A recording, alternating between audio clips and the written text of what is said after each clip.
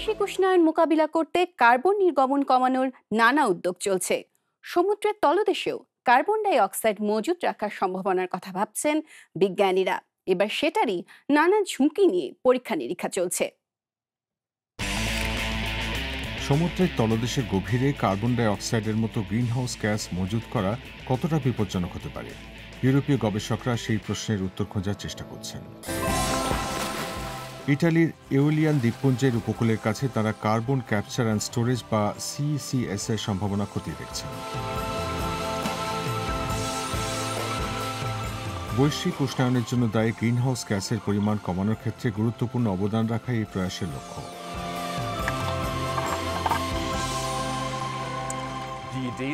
বিদ্যুৎ উৎপাদন কেন্দ্র ও অন্যান্য উৎস থেকে বায়ুমণ্ডলে কার্বন ডাই অক্সাইডের নির্গমন প্রতিরোধ করাই এর লক্ষ্য।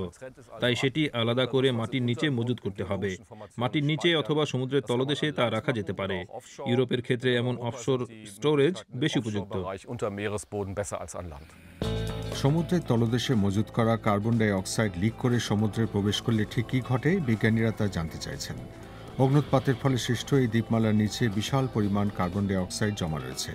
ফলে গবেষণার জন্য এই জায়গাটিকে আদর্শ বলা চলে।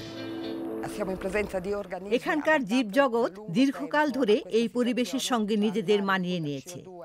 এখানে কার্বন ডাই অক্সাইড প্রাকৃতিক কারণে বেরিয়ে পড়ে, ফলে অন্যান্য এলাকার তুলনায় এখানে পিএইচ এর মাত্রা কম। বুদবুদ শিকারই গবেষণার গুরুত্বপূর্ণ অংশ।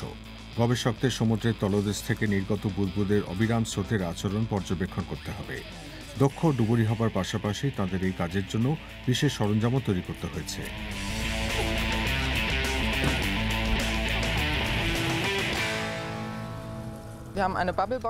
বুদবুদের আকার মাপতে আমরা এক বাবল বক্স তৈরি করেছি। পেছন থেকে আলো ফেলে বুদবুদ উজ্জ্বল করে তুলি। এর মাধ্যমে কম্পিউটারের মাপযোগ করতে সুবিধা হয়। কার্বন ডাই অক্সাইড দৃশ্যমান করে তোলার আরেকটি উপায় হল সমুদ্রের পরিবেশে পিএইচ এর মাত্রা পর্যবেক্ষণ করা। তার নির্গমন পর্যবেক্ষণ করতে পারলে গবেষকরা এমন এক মডেল তৈরি করতে পারবেন যার সাহায্যে গ্যাসের নির্গমন ও তা ছড়িয়ে পড়ার হারের পূর্বাভাস দেওয়া যাবে। দ্রবীভূত CO2 পিএইচ এর মধ্যে পরিবর্তন আনে। বিভিন্ন ঋতুতে সেই পরিবর্তন ও সেটি শনাক্ত করার সেরা জায়গাগুলির দিকে লক্ষ্য রাখছে। উত্তর সাগরের তলদেশে তেল উত্তোলনের পর সেখানে বহু বছর ধরে কার্বন ডাই অক্সাইড মজুত করা হয়েছে। নতুন প্রযুক্তির মাধ্যমে লিকের ঝুঁকি ও তার সম্ভাব্য প্রভাব আগেভাগে নির্ণয় করা সম্ভব।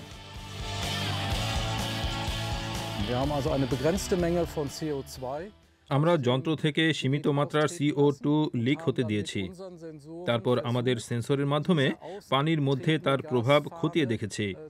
পূর্বাভাসের লক্ষ্যে আমাদের মডেলের মধ্যে এই তথ্য বিবেচনা করা অত্যন্ত গুরুত্বপূর্ণ। জার্মানির কিল শহরে এক গবেষণাগারে উত্তর সাগরের পরিবেশ কৃত্রিমভাবে সৃষ্টি করা হয়েছে। ছোট ও বড় মাত্রা লিকের পূর্বাভাস করতে এক ডিজিটাল মডেল সৃষ্টি করাই এই উদ্যোগের লক্ষ্য।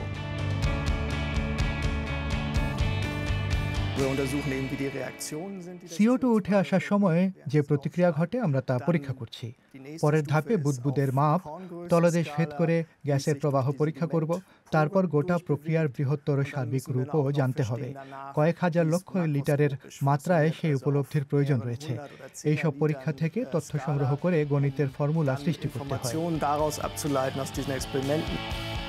এই গবেষণা শেষ হতে আরও সময় লাগবে, তবে বিজ্ঞানীদের বিশ্বাস তার ফলাফল মানুষের কাজে লাগবে।